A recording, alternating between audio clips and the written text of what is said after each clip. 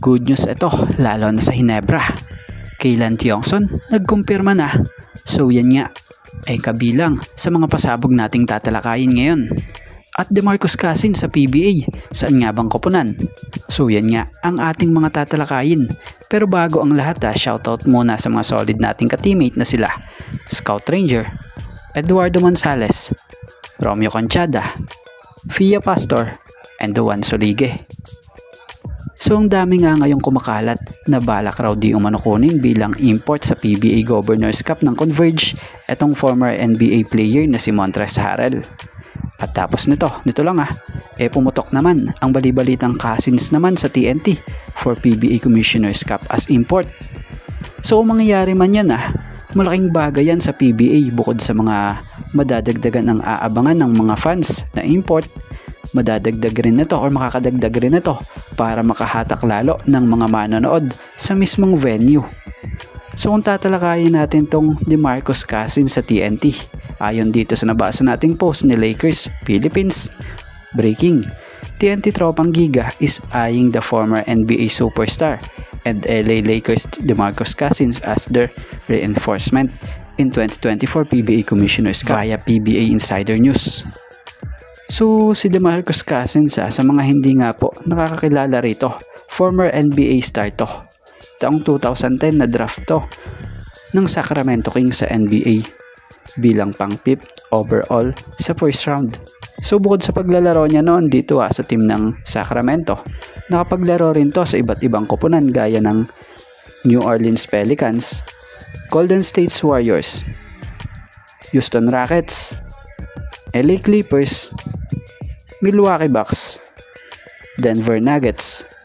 At siya nga pala noon nga po minsan na rin tong napabilang sa hanay ng LA Lakers bilang player nila panahong nasa bubble pa kung saan nag-champion pa ng Lakers.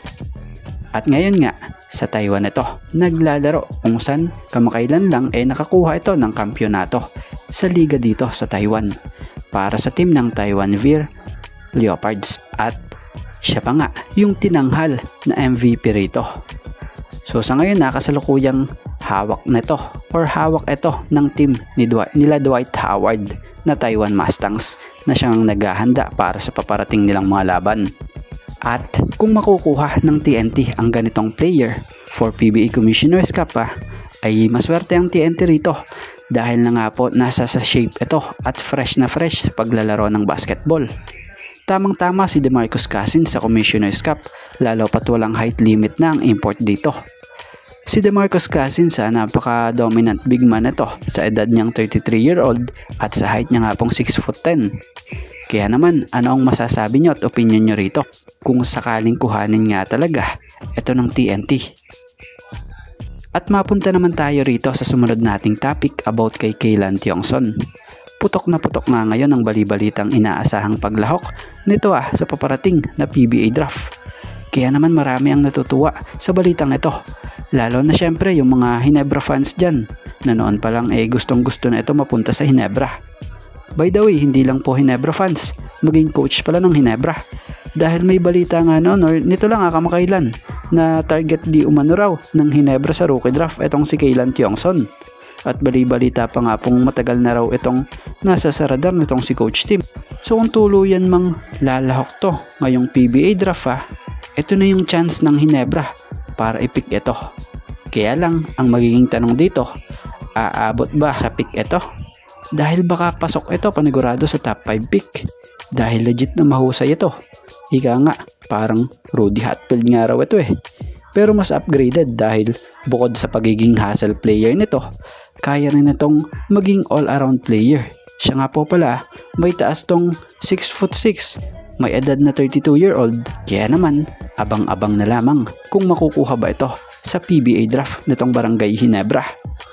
Pero, ang maganda rito, good news to dahil magkakaroon or may lalahok sa PBA rookie draft na kagaya ng ganitong player na mahusay rin talaga at talagang dominante.